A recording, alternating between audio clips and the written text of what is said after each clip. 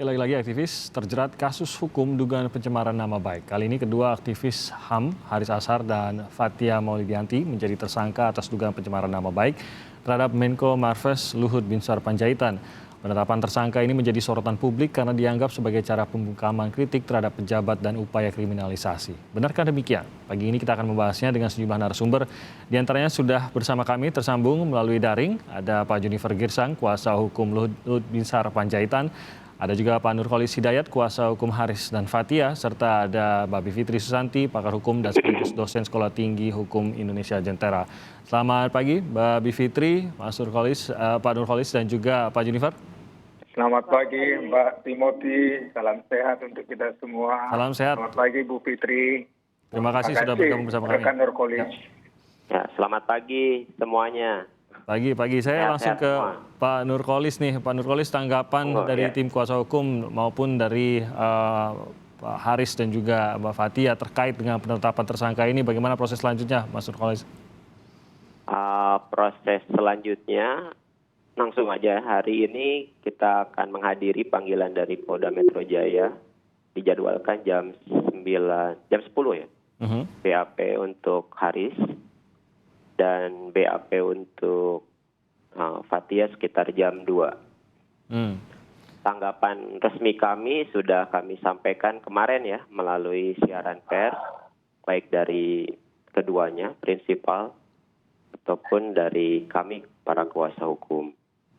Yang intinya adalah kita siap menghadapi proses ini sebagai tersangka, dan tentu kita juga akan meneruskan proses pengujian terhadap proses penegakan hukum yang dilakukan oleh kepolisian.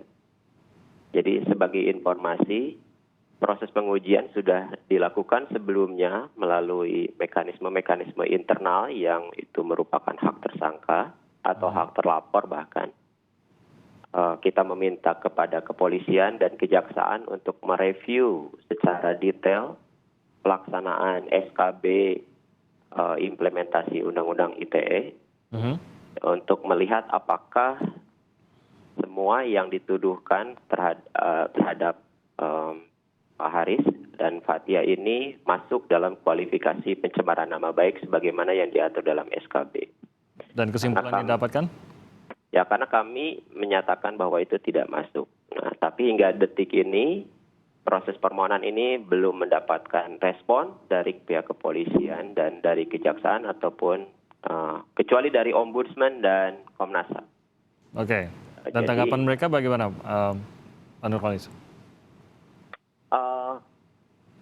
Masih dalam tahap awal eksaminasi dan kita sedang menunggu hasilnya. Tapi dari pihak kepolisian dan kejaksaan tidak ada tanggapan. Oleh karenanya kita sudah memberi kesempatan kepada kepolisian untuk melakukan mekanisme internal evaluasi penyidikan. Jika itu tidak dilakukan, tentu upaya hukum yang lain akan dilaksanakan. Itu sih. Baik. Sebaliknya saya minta tanggapan dari Pak Junifer selaku kuasa hukum dari Luhut Binsar Panjaitan dengan penetapan tersangka ini dan juga pemeriksaan yang akan berlangsung hari ini. Tampaknya memang ini Pak Luhut juga sudah langsung saja ke pengadilan begitu ya. Tidak mungkin ada jalan lain begitu, Junifer. Baik, terima kasih Timothy. Selamat pagi Bu Bivitri dan selamat pagi rekan Nurholis. Ini kembali lagi membahas masalah klien kami Luhut. Intinya sebetulnya adalah karena ini sudah berproses, tentu kita hormati prosesnya. Upaya-upaya yang sudah kami lakukan sejak awal sudah maksimal. Yang pertama, bagaimana kami berupaya agar rekan dari kita, Haris Azhar maupun Fathia, menjawab surat kami yang kami tegaskan bahwa pernyataan-pernyataan mereka itu tidak bisa dipertanggungjawabkan secara hukum, dan kami sudah sampaikan data-data yang kami miliki pernyataan itu fitnah pencemaran dan kemudian berita bohong. Kami berikan waktu somasi 2 kali, kemudian juga sangat-sangat bijak klien kami juga diundang oleh kepolisian mediasi. Lantas tentu karena ini adalah fitnah pencemaran, karakter assassination, sekali lagi karakter assassination mengenai pribadi klien kami Luhut, tentu dia membela hak hukumnya. Ya, hak hukumnya. Nah, oleh karenanya pada saat pemeriksaan semua dokumen kami sudah serahkan. Dan yang sangat menarik bagi kami adalah sekarang ini rekan Nurkolis menyatakan perlu dievaluasi prosesnya. Padahal dari awal Nurkolis ini selalu menyatakan mari kita buka-bukaan di pengadilan.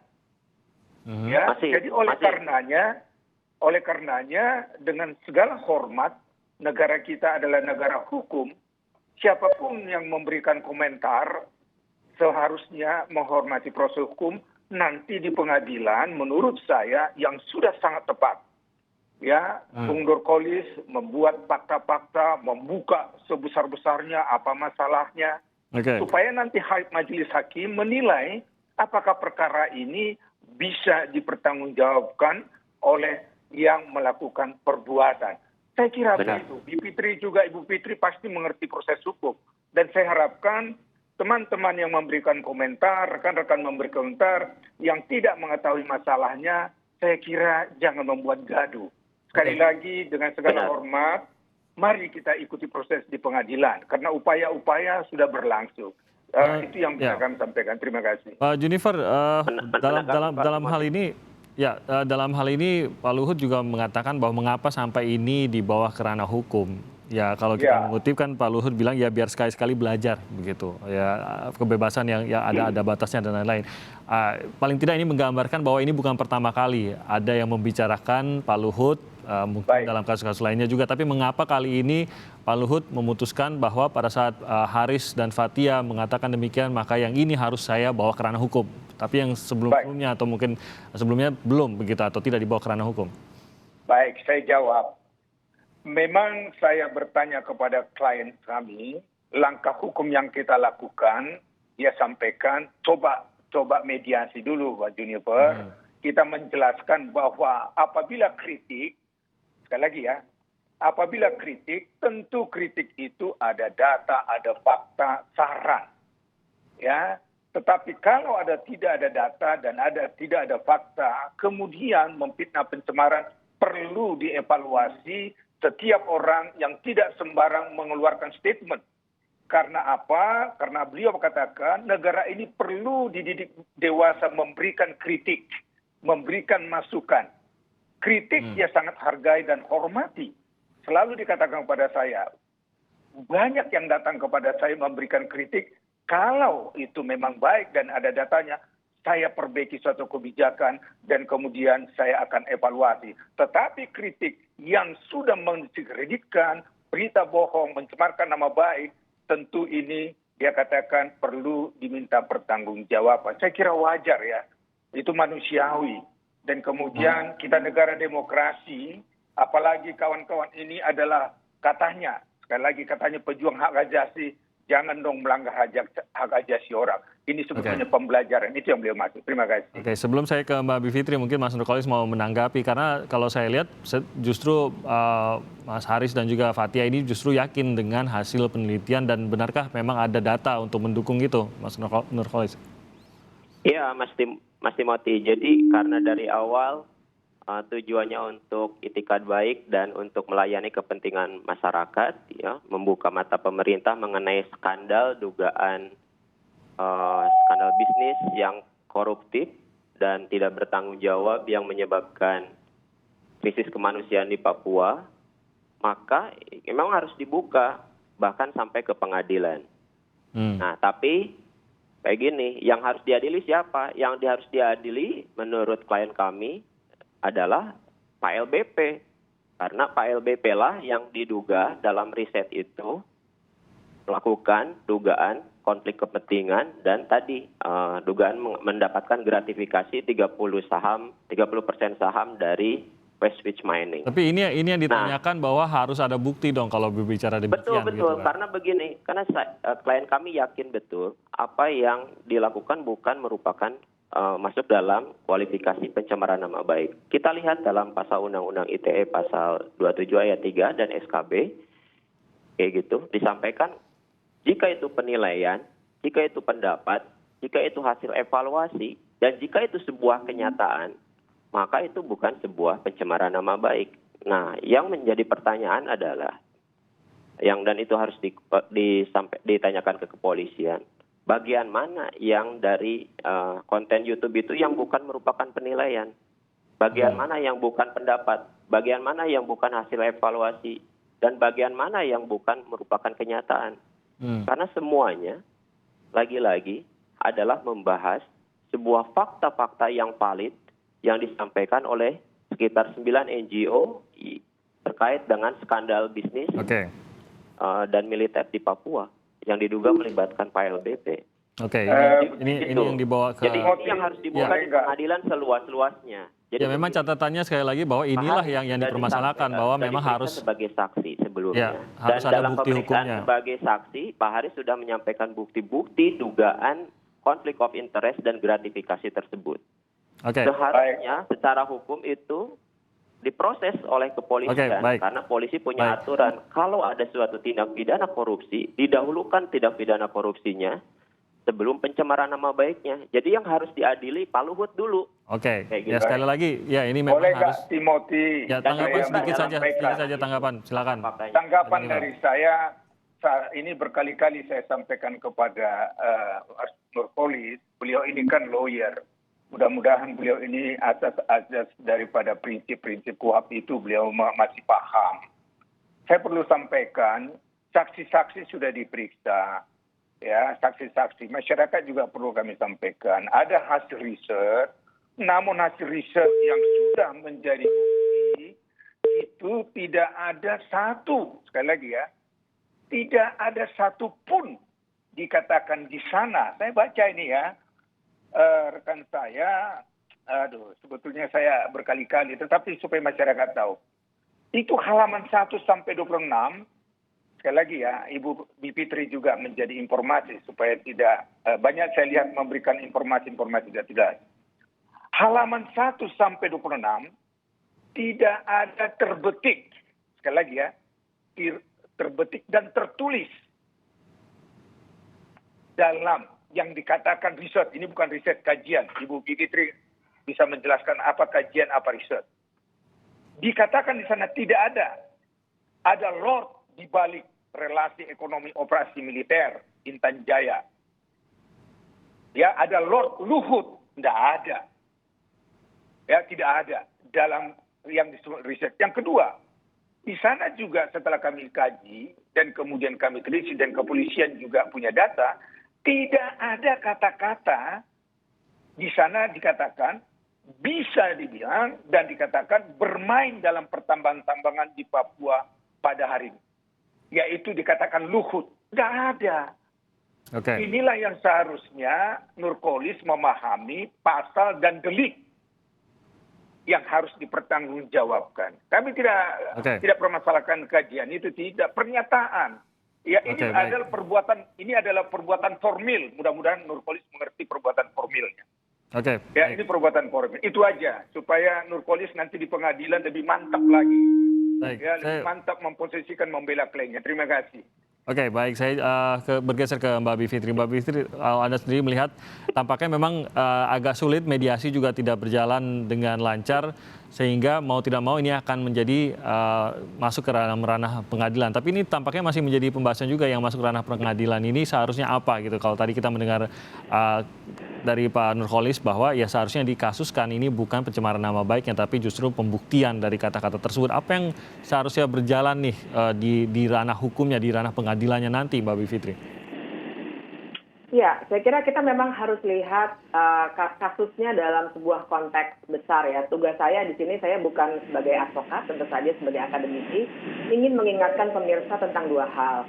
Yang pertama itu bagi pemirsa yang mungkin tidak terlalu mendalami kasusnya, perlu diketahui bahwa studinya itu tersedia di internet ya. Jadi kalau tertarik, gampang sekali untuk dicari. Ada 9 organisasi yang melakukannya, yang bahkan pembahasan pada hari itu di mana YouTube itu dibuat, memang mengkaji atau membahas apa yang disampaikan dalam laporan itu. Jadi Haris sendiri misalnya sebagai host, ya kalau YouTube saya kira semua sudah paham. Haris sebagai host saja itu membicarakan kajian itu. Nah itu satu. Kemudian yang kedua, saya ingin mengajak semua pihak untuk melihat kasus ini jangan dari technicalities-nya saja, tapi dalam sebuah konteks bahwa ada seorang pejabat publik yang tengah diberikan kritik.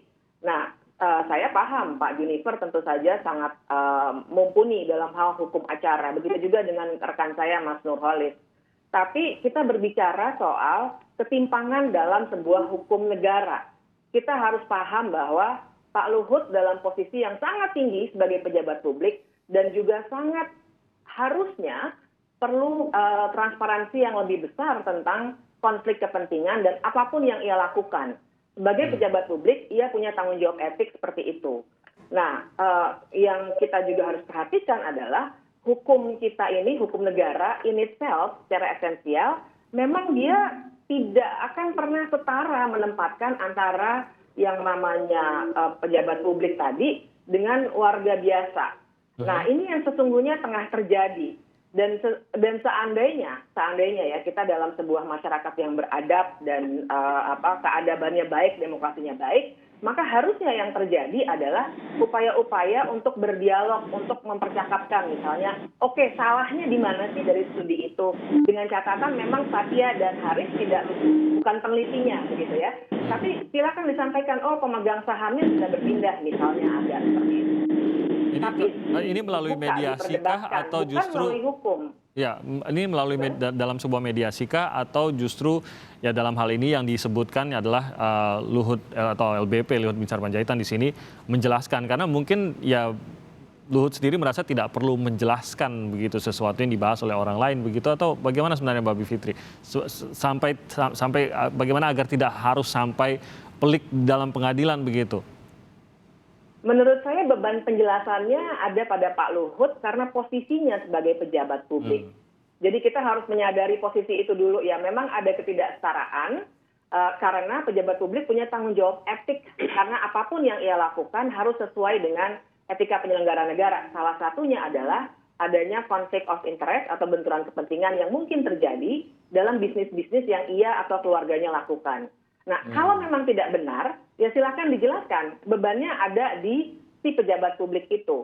Tugas dari orang-orang yang melakukan kajian, 9 organisasi yang melakukan kajian adalah menyajikan data yang memang ternyata sudah didalami gitu dan disampaikan secara tertulis semuanya jelas sehingga seandainya ada kesalahan-kesalahan berdasarkan yang tertulis itu bisa langsung dibantah.